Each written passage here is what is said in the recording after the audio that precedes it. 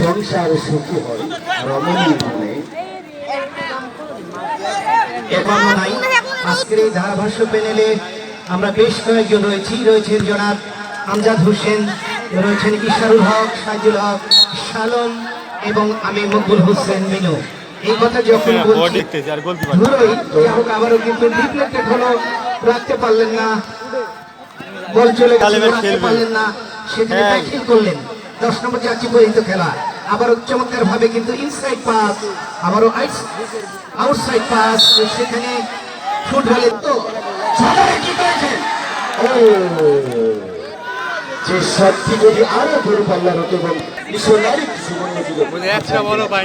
চমৎকার বলেছেন জনাব আমজাদ হোসেন। প্রিয় দর্শক শ্রোতা, আজকের এই ম্যাচের সেরা গোলকিপার একটি ফুটবল পাবেন, যিনি সেরা গোলকিপার হবেন।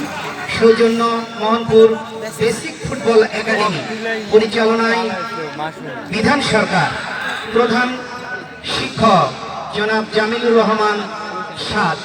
আবারও কিন্তু আক্রমণে যাওয়ার একটি প্রচেষ্টা, লম্বা করে বাড়িয়েছেন কিন্তু কাজে কাজ হলো না। এখন পর্যন্ত নিজে দখলে নেবার একটি প্রচেষ্টা জনাব আমজাদ হোসেন, রাইট কর্নারকে দেবার জন্য কিন্তু অনুপস্থিত, সঠিকের মিস কম্বিনেশন। দেখা যাক গোল পরিশোধ করে ফিরতে পারবেন কিনা।